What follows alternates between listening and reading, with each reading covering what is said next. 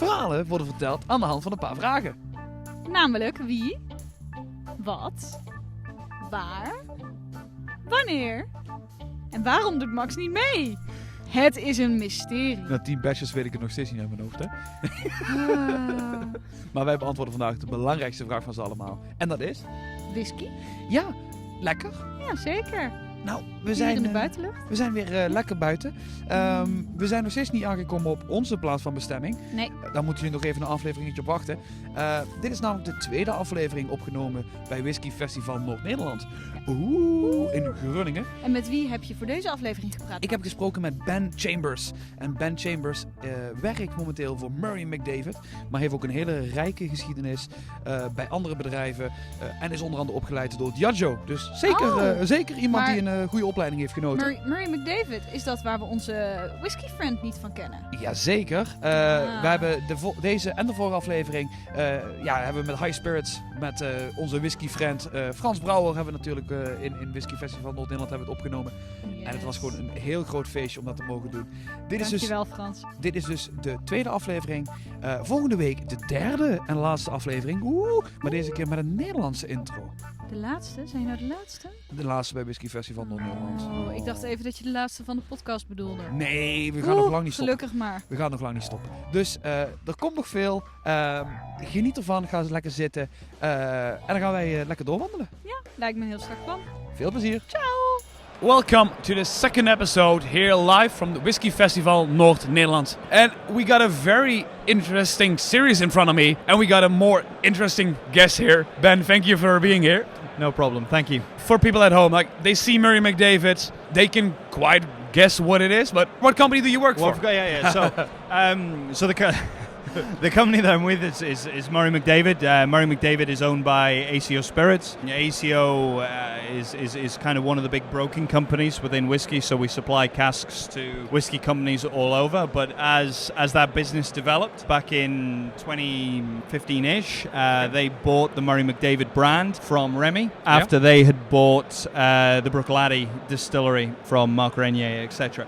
Basically, Remy being such a big company, they didn't really know what to do with an independent bottler, or really have that much interest because it was too small. Okay. They wanted the distillery, they wanted the gin, but all these fabulous whiskies that they had, 1 cask of this, 3 casks of that, 4 casks if they're lucky of something else, it's just not enough. And how long are you working for Murray McDavid currently? So I started with Murray McDavid back in January, but I've been doing distribution of whiskey for the last 14 years. Oh wow. Okay, so you've seen a lot of casks come and go? I've seen a lot of casks. All right. And what is it you do? Is it actually, are you involved in the blending part, in the tasting part? So I had a stint doing sort of brand ambassadorial and brand representation stuff for Diageo back when I very first started. It seems to be how a lot of people get into the industry. But since then, I've very much worked for smaller whiskey companies. I like a role where you get involved in almost every aspect. So it's from selecting casks to, helping out the brand creation guys that do the blending and all this sort of stuff, to getting out into the markets and meeting people, speaking to people, doing tastings like this. And, that's a huge part of what I've done in previous companies is helping out with what we call the NPD side.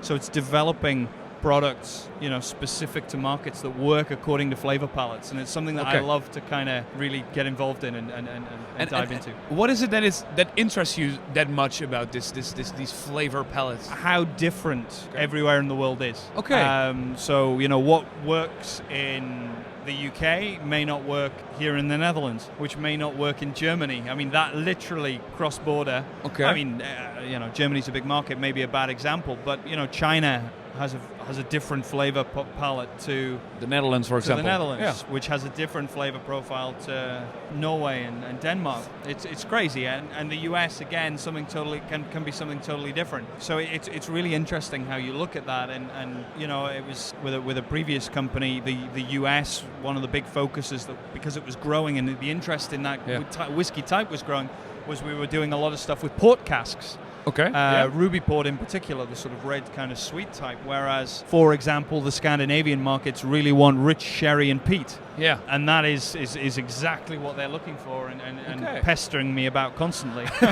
And with Murray McDavid, Yeah. like I've had quite a few bottles, like seen, tasted them, and the flavor differences are massive. Before, I would like to, for maybe the people at home who haven't had the time to dive in and know all the ins and outs, there's one thing which I feel like sets the tone right, which involves the dog on front of the bottles and tubes. Okay. This is something, maybe you can explain it better than I can. So, the founders of the company of Murray McDavid were Mark Renier, who was a London wine merchant, and Gordon Wright, who is the brother of Headley Wright, who owns and operates Springbank. Yes.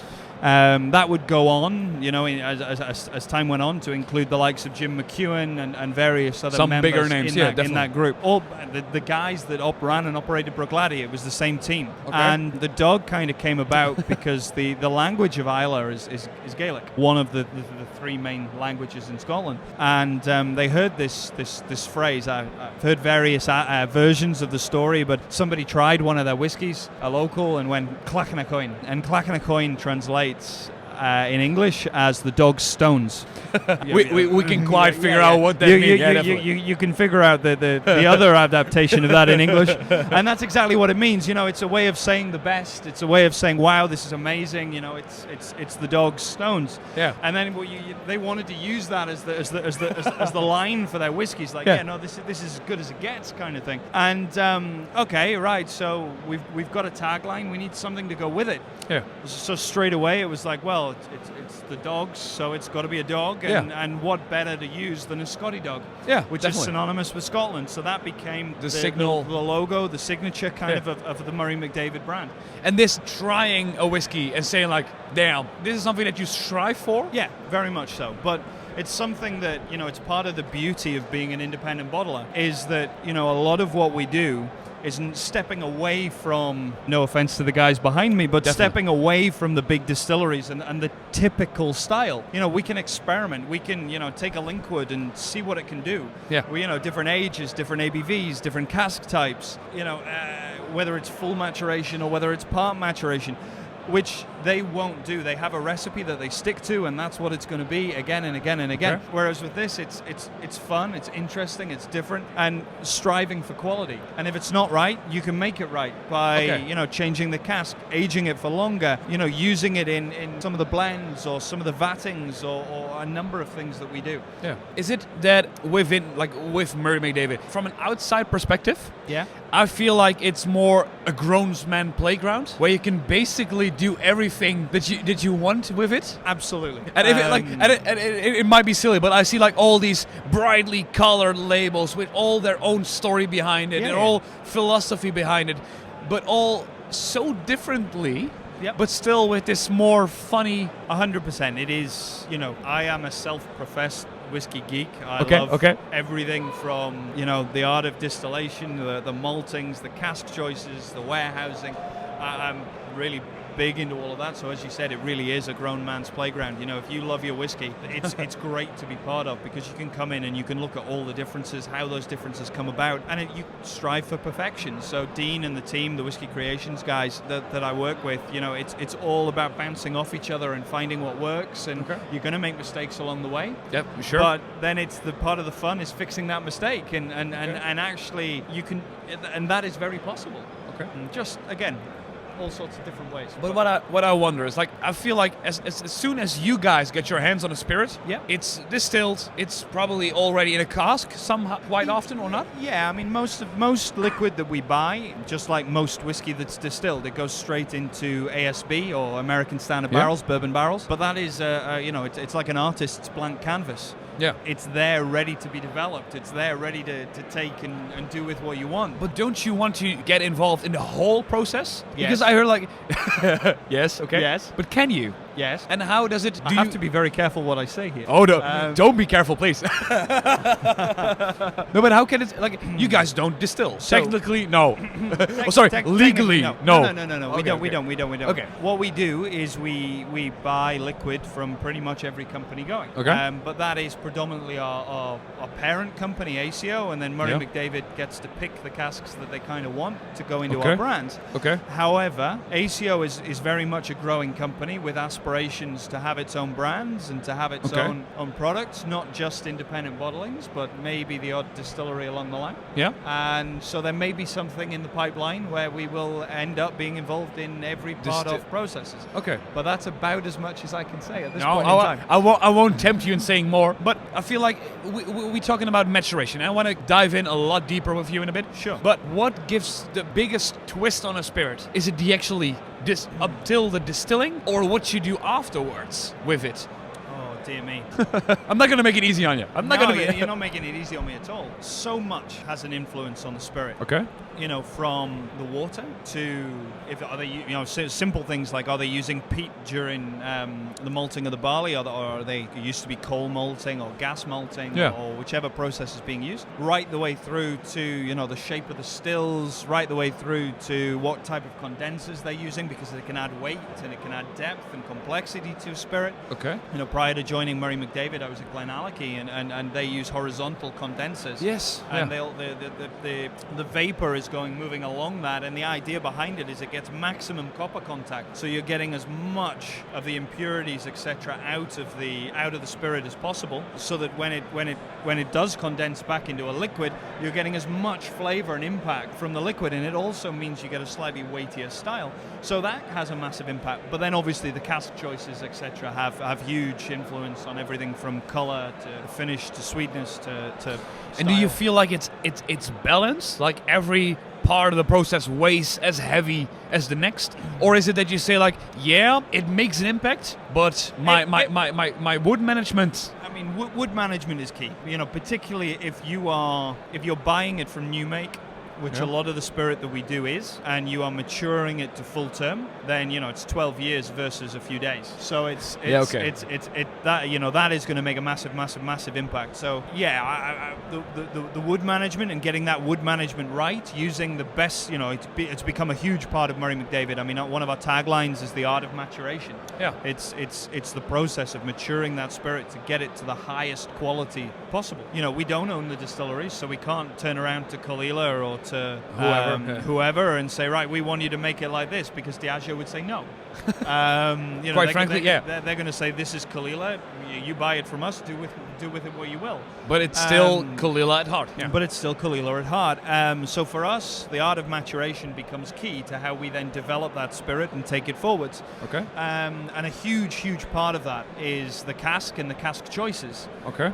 And it fits in with Murray McDavid's kind of ethos of openness and honesty and wanting to be totally transparent with our customers and our drinkers. It's how we stay relevant. It's how we carry forwards. When Murray McDavid was founded, Mark Renier was a wine merchant. So they were one of the first companies to start delving into the use of wine casks and how that would change the flavor profile of various spirits. Because back then, in the early 90s, everything was in bourbon, American oak, and some sherry. There wasn't a huge amount of difference between then. But whiskey was in a downturn then, so they didn't really need to have a difference. But Mark wanted to make whiskey that stands out, whiskey that it stood out from the crowd. People would buy this over that because it's different and because it's blooming good. Yeah. So that's how it kind of started with the wine casks, and now. But how do you keep that relevance now that everybody's doing it?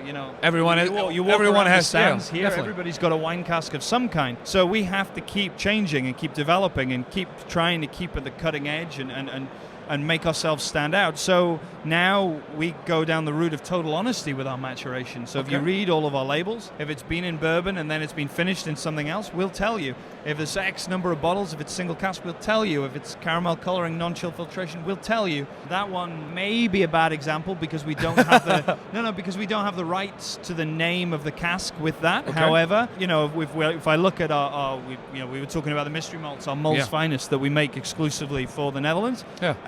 we will tell you that is finished in Spinola Pedro Jimenez sherry casks because we have we've developed that relationship with Spinola. You are allowed to say the name. We have the rights to use the name, and we want to be totally upfront and honest. You know, in our benchmark range, we have a Linkwood, which we use Koval casks to finish. So the small 110-liter bourbon barrels from the Koval distillery in Chicago. But we want to be totally honest, and we want to tell you, you know, we are using these high-quality casks to make our whiskey stand out from the crowd. And as good as you can. And as good as we can. I believe if this is the North British, so we use Murcia Tawny Port. So it's a Tawny Port specialist from the Douro Valley. But we want to say, look, this is Murcia. You know, these guys make fantastic quality ports. So I can literally go to a store and find a bottle of Murcia Tawny Port. And I can actually try it next to... Yeah, just as you can, you know, if you've got the Mull's Finest, you can go and you can buy a bottle of Spinola PX Sherry. And it's all about, you know, using top quality producers, but also at the same time being bold enough and brass enough to kind of say, look, this is who we are using, and we're doing it because we believe they're one of the best in the business. Okay. And as a result, the wood choice is as high quality as we can get it. You know, a lot of big distillers, you walk around here, how many people are going to tell you where they're buying their sherry casks? None. Not many, no. None. It's a secret. They don't want you to know. Okay. We don't mind. We want you to know. We want you to know why our whiskey stands out from why other why it's companies. different, yeah. You know. For our Dutch audience, they actually have a sample of Mary McDavid at home currently. Yeah. At least, if you had the subscription model. I'm trying a space cider. I don't know about a distillery called the Space Cider. No. And I don't know anything. So, like, can you talk us through, like, what was the idea? So when our owner, Edward, who owns ACO and Murray McDavid, when he bought the brand from Remy, he has a complete love affair with the Speyside area. It is, you know, I think if he could go anywhere in the world and retire, that's where he'd be. And when he took the brand off Isla, it was a case of, right, it needs a new home. It needs to go somewhere. And he had the option to take on the Colburn Distillery and the Dunnage Victorian warehouses at Colburn on Speyside. Okay. So that became Murray McDavid's home. Okay. You know, we have space at that site for about 4,000-ish, 4,500 casks. And this is where the selection of all the Murray McDavid casks slowly but surely got taken. Okay. And you'll notice, you know, one of the things that we do a lot of is Speyside whiskies. Different single malts from Speyside, because that is now Murray McDavid's home. Yeah. So it makes sense. You know, it tells the story of Murray McDavid. It tells all of our neighbours, from Craigellachie to Glenlossie to Glentockers to, you know, etc.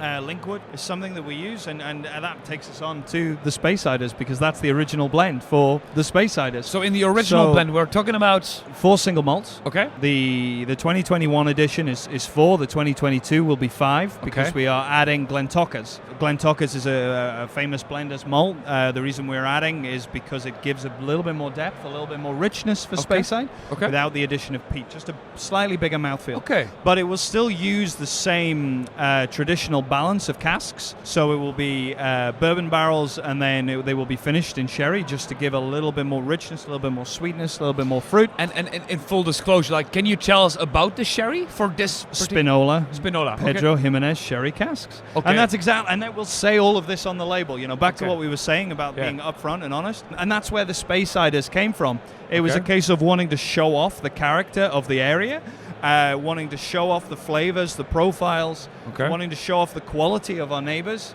because unfortunately at Colburn, you know, there is no stills, so we cannot produce whiskey. When Diageo closed the distillery in '83, the stills were taken out as a cost-saving measure, and all the pieces and equipment were put into other distilleries across Scotland back when whiskey was in a downturn. Yeah. Unfortunately, we've now filled those buildings with casks, so I don't know where the stills would go. And if you...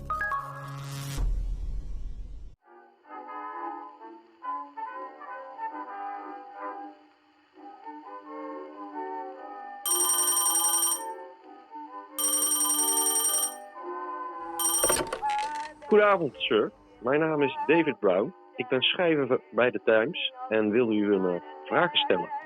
Oké, The Times. Verrassend dat jullie mij bellen op dit tijdstip. Waarom is het een verrassing voor u? Ik had niet verwacht dat er veel interesse zou zijn in mijn werk vanuit jullie. Wel nee, u wordt als pionier gezien. Schrijver voor het volk en vaderland. Klopt, met genoeg kritiek, zullen we maar zeggen. Wel nee, We zien in dat u een groots man bent en we zouden graag over u schrijven.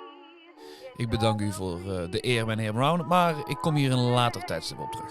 Natuurlijk, u kunt me bereiken op de 73... Parasieten.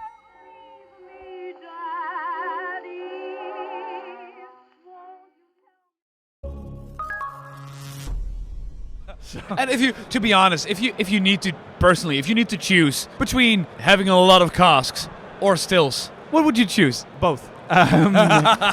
Hence why we go back to what I was talking about earlier. Okay. There may or may not be another project in the pipeline. Unfortunately, it won't be at Colburn. But that is very much the heart of Murray McDavid, and again, that comes back to that Speyside blend.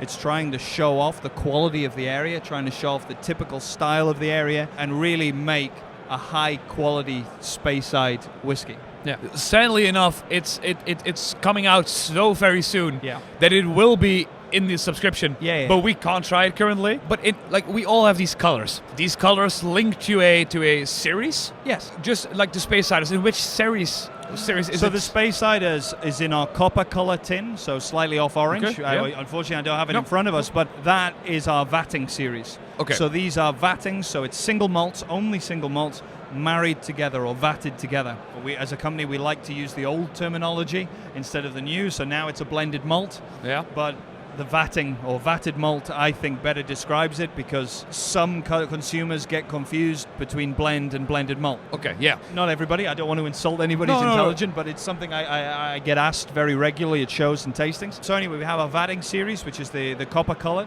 We have our blue tins, which is our single grains, the grain series. We have our red tins, which is our mystery malt. You know, I already mentioned one that we do exclusively for the Netherlands. Yeah. We also have our benchmark series. So this is our typical styles of single malt, finished in the highest quality casks we can find. So Linkworth. So these mostly are like Kallilas. one or two casks together. Yeah, so they're either single casks or a batch of 3 or 4, maybe 2 or 3 sister casks. Okay.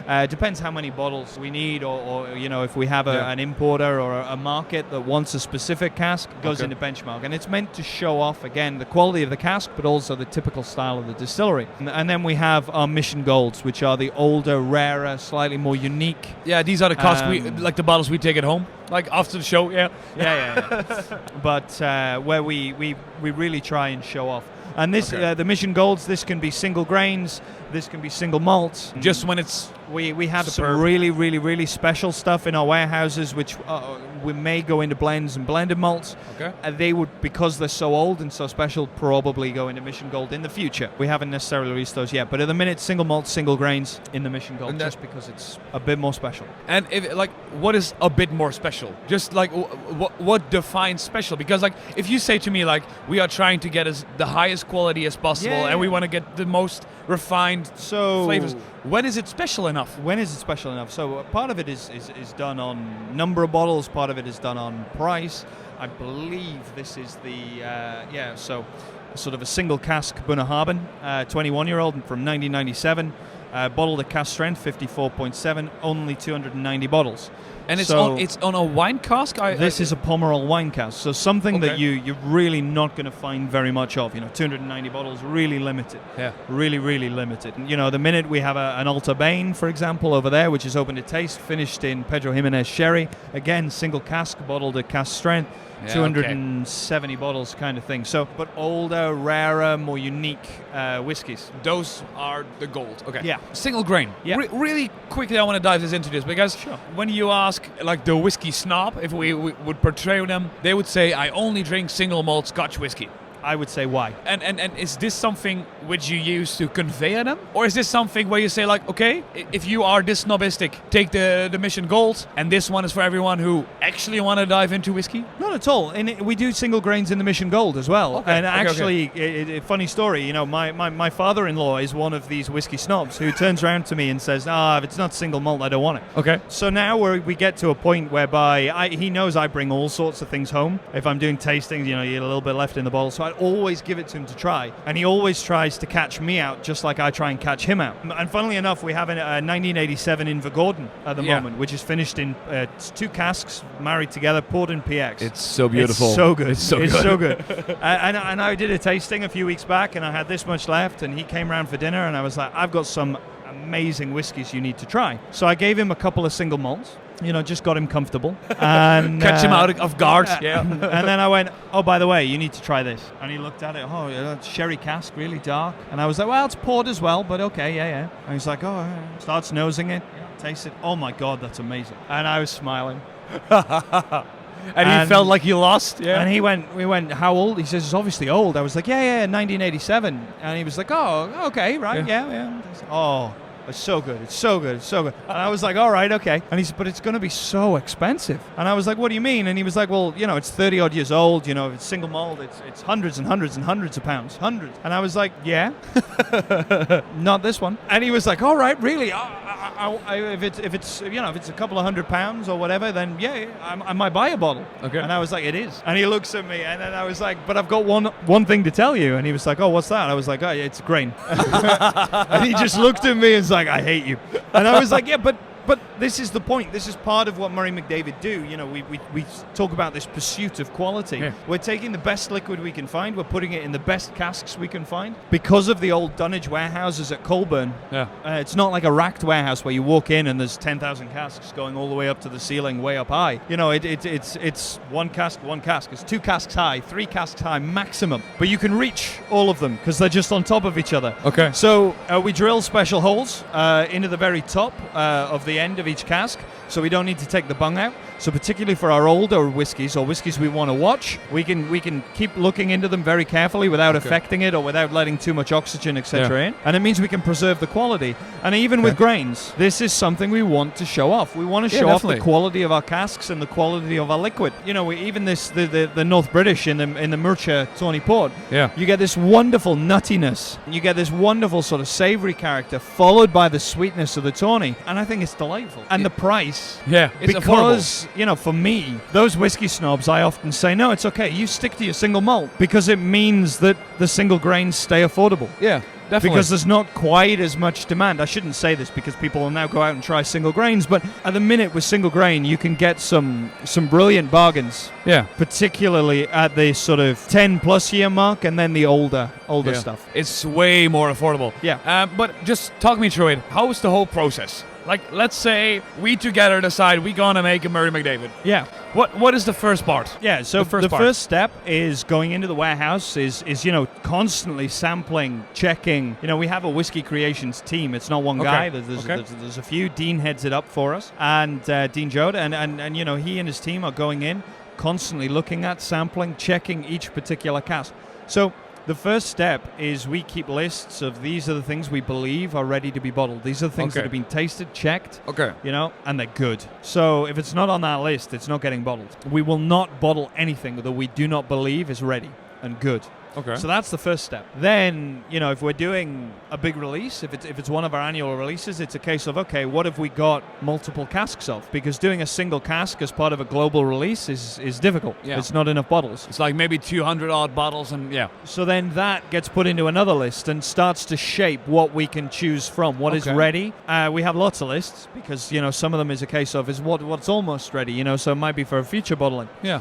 But then from that list, we'll come up with our global release. The team gets together and work together because whiskey tastes is incredibly subjective. So what you might think, oh, I don't like this, I might think, oh my God, it's amazing. Yeah. So you can't, one person, it's not always right for them to make the decision, So we work together as a team. And then the other list, the bit that we've just chopped from what is ready but smaller quantities, we then go market to market. Okay. And we develop and we work on what works according to different palates and different flavor profiles and what markets are looking for and what markets are after. Okay. So there's a lot going on here. But I feel like this is very technical. Yeah. I don't feel like so it's like more you look at what's available instead of but this is more like an artisan way, but like more. There is. I mean, you can plan. You can say, right, I'm going to move this whiskey from this bourbon barrel into that sherry barrel for 2 years, and in 2 years' time I want to bottle it. Okay, but you might go back to that sherry barrel in 2 years' time and go, it's good, but it's not quite ready. Okay, yeah. So you can plan, the best made plans, yeah. but it doesn't always work perfectly. So this is why we have plans, but what I'm saying is kind of in its simplest form, we can plan and plan and plan and go, right, we want this in 10 years, this in 15 years. Yeah. But we're an independent bottler. We have to stand out. We have to have quality. We have to be different at the same time and put the best liquid out that we can. So if it's not ready, we're not going to do it. Yeah. Okay. So it is technical, but it's great fun. But sometimes I feel like at least people not working in the whiskey industry don't quite grasp the fact that wood is a natural product. Yep. So every single wooden plank, every cask is completely different. Yep. If you say, like, for example, like it's a single cask bottling, it's at cask strength, non-filtered, not natural color, the whole 9 yards. What can you do to actually tune in and dial in the flavors? What do you mean, as in changing the flavors? Yeah, exactly. So again, it comes down to that cask choices. It comes down to the art of maturation. It comes down to what our whiskey creations team and I mean every part almost of our company gets involved in this, because there's no point in using a cask that people aren't interested in or whatever. So, you know, the sales team get asked, and again, so it comes down to selecting the wood types. It comes down to selecting the best quality wood. Back to what we were talking about using Justinos Madeira or Murcia Tawny Port, or using, you know, Spinola PX. And, you know, often when you go into a warehouse and you say you're looking at 10 casks of North British in Murcia Tawny Port, there might be, and you sample them, there might be one that stands out and you think, oh my God, that's good. And they're the casks that we try and pick for our single cask ranges, because you don't want necessarily, when you taste something that good, you know, the other casks, when you marry them together, you might dull that down a little bit, but actually no, as a single cask that'll really stand out, and that it gets people talking. But again, you may only have 350 bottles, 290 bottles, depending on which SKU it is. So it goes into one particular, usually would go into one particular market, or we allocate it. So, you know, for things like the Bunnahabhain, each market got 10, 20 bottles, something like that, which is tiny, but it was amazing. So, you know. Okay, but it's like, it feels to me, as an outsider who doesn't actually has a warehouse full of casks, sorry. Okay, I understand. I would love to see it differently, but you gotta do what you can do. But it feels like, okay, we're going to pick the best cask, we're going to pick the best liquid, we'll put them together, keep our fingers crossed, and hope for the best. Is it this? There's a bit of that, but it's also, you know, most of what we are putting into cask, we're planning ahead, you know, back to what we were talking about before, for our core range release. You know, the products where we do batches of 5 linkwood casks, you know, sister casks, married together to do a vatting of, say, 1,500, 2,000 bottles. But if one in particular sings, and it's just like, boom, look at me. You'll pull it out. Then, wow, okay, we'll pull that out and we'll do a single cask. You know, unlike a lot of independent bottlers, everything we do is not single casks. It's usually batches of casks put together. That's our core range, and that's always been the core range of Murray McDavid. But where we differ is for the best. We put out a single cask, and you know, we did a 7-year-old, I think it's on the end here, 7-year-old Kalila in a Burgundy barrel exclusively for the Netherlands. Again, single cask, because it was a Kalila that really stood up and went, wow, look at me. And that's how we choose our single casks. It's not a case of just, this one will do. It's a case of the ones that go, hey, wow, I'm here. Okay. So it's a whole different approach. But I want to know more, like, okay, this is the philosophy of, like, Murray McDavid. Yep. But what about you? If I would ask you to pick any distillery, any cask type, to create something where you say, like, this might be the formula to the best whiskey I ever had, what would it be? Or which whiskey? I couldn't tell you. No? No. My palate changes, like, with the seasons almost. I love whiskey. I like trying new things. You know, I have a couple of friends and colleagues and various things. We've been passing samples around to sort of behind the stands. Just, what do you think of this? What do you think of this? Because we like to get everybody's opinions. Exactly, yeah. You know, like, I got to try a young Dutch whiskey today. Okay, yeah. That was aged in initially bourbon and then moved into an old ex-Islay whiskey cask. Okay. So an ex-Scotch Islay cask that was aged. So it's the cask that's giving it the peat.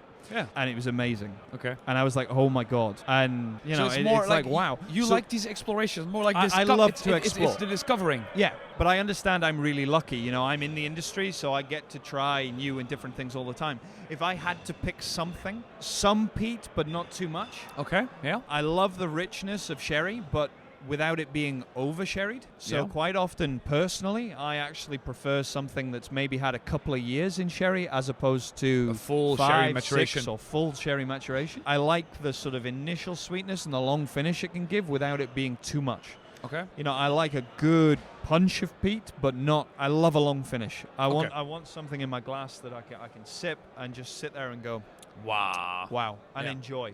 So I have a few go-to distilleries. Come on. Come on. I love a Lichig. I love a Talisker. I used to work for Glenallachie, so I know there's no peat, but again, it's the richness that some of the single cask sherries, the full, absolutely, that pushes through. You know, so there's three places I would start. Okay. And if let's say like somebody is listening to this, they have been drinking whiskey for at least like maybe a year, so it's very new. How can they get started with Murray McDavid? Is it like buy as much different bottles as you can, or is it like no, not at all? How can I? Because you guys put out a lot of bottles. We do. Come to our shows, come to our tastings, you know, come to these sorts of things where you can try them. Go to your local whiskey specialist. You know, we're only available in specialist bottle shops. Talk to the guy behind the counter. You know, he will have tasted these. He'll be able to help you and advise you depending on what your taste is, what your palate is, what things you like in the past. And we like to think there's a Murray McDavid out there for everybody. That's why we release so many, to capture as many different flavor options as possible each year. I mean, at the minute, from our 2021 release, we have an 8-year-old Linkwood out there. Yeah. So it's 4 years in bourbon, 5 years in bourbon, then the last sort of 3 years in a Koval bourbon cask, so smaller bourbon cask, slightly heavier toast, slightly heavier charges. Brings out a little bit more of the sort of vanilla flavors from the American oak. But for me, it's my breakfast whiskey. It's my whiskey to start the day. Nice. It's really approachable. It's really sort of easy, it's gentle. Nice. And it's just, it's great to open the palate. But if you're just getting into whiskey, for what we have on the market at the minute, that is the one I would start with, because it's a great introduction to single malts, not too expensive, and it's just, it sings. It's great. I think that we can talk for quite a long time. Yeah. There's not enough time currently, because there's a lot of festival people who want to meet you and talk to you. But if somebody want to know more about Murray McDavid, where can they go to find it? Yeah, so as I said, any specialist bottle shop, you know, we're available across the Netherlands. We have our Murray McDavid website. We have our Murray McDavid sort of Facebook, Twitter, Instagram, etc., etc., etc. Yeah, whiskey shows, festivals. You know, we're available with our distributor across multiple countries. Yes. But you know, the Netherlands here with High Spirits, and I will be back this year attending more shows. Definitely Den Haag, and perhaps one or two others. Maybe a tasting tour. Definitely swing by and grab a tasting from Ben. Yeah. Thank you so much for your time. No problem at all. We will go to your stand and check out a few more Murray McDavids. Absolutely. And I recommend everyone at home to do the same. Thank you very much. Thank you so much. No Cheers. problem. Thank you.